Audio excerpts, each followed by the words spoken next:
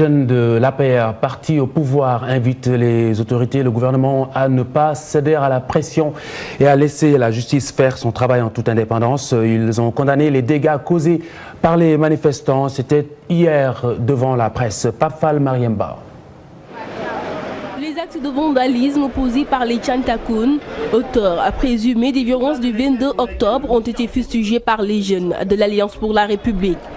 Les manifestations ont occasionné d'importants saccages de biens privés et publics dans les artères de Dakar. Je veux attirer l'attention des Sénégalais parce qu'il y a des faits qui sont là. Des personnes qui ont été tuées, enterrées dans des conditions vraiment illégales. Mais Béthio Thioune, osons le dire, par rapport à ce qu'il incarnait dans ce pays-là, n'était pas n'importe qui quand même.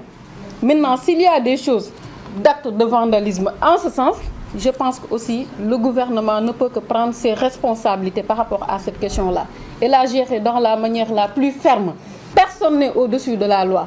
Pour ces jeunes, l'arrestation de Cheikh Béthio Thioune s'inscrit dans la lutte contre l'impunité et la malgouvernance. Il n'y a pas d'émission de l'État, il n'y a pas d'ingérence dans le fonctionnement de la justice du Sénégal. Je l'ai dit tout à l'heure, nous avons l'exécutif qui fonctionne à côté, nous avons aussi le législatif qui fait son travail, mais nous avons aussi une justice libre, autonome et indépendante. La manipulation sur l'état de santé de M. Thioune ne passera pas. Sa santé est confiée à des médecins de l'administration pénitentiaire qui sont largement outillés et suffisamment aptes à veiller sur sa santé.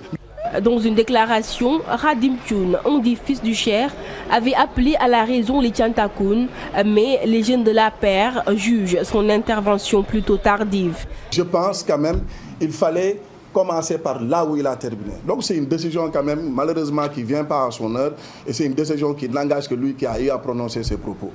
Cheikh Béthio Thioune, placé en détention d'abord à Thiès, a été transféré le 15 octobre dernier à Dakar, ce qui est à l'origine des manifestations de ses disciples qui réclament sa libération.